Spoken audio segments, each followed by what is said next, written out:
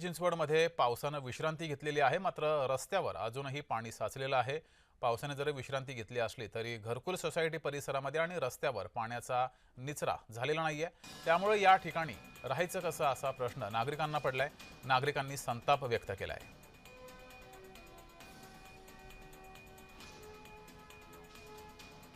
अधिक माहिती घेऊया, आपले प्रतिनिधी अविनाश परबत आपल्या सोबत जोडलेत। अविनाश, पावसाने विश्रांती घेतलेली आहे तरी सुद्धा इथलं पाण्याचा निचरा झाला नाहीये, त्यामुळे नागरिकांनी प्रशासनाच्या कारभारावर संताप व्यक्त केलाय।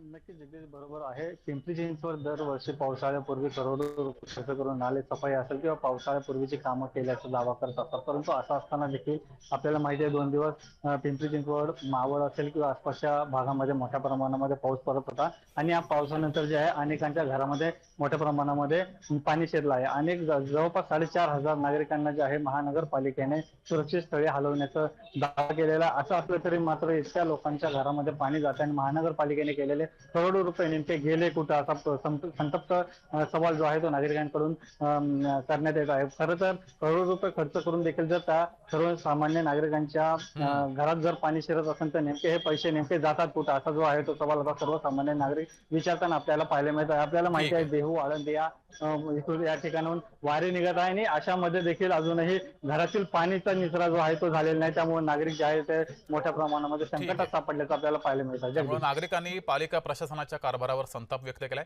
सर्व प्रतिनिधी आपल्या सोबत जोडले होते, सर्वांचे धन्यवाद। तर पुण्यामध्ये पालखी मुक्कामासाठी यंत्रणा सज्ज झाली।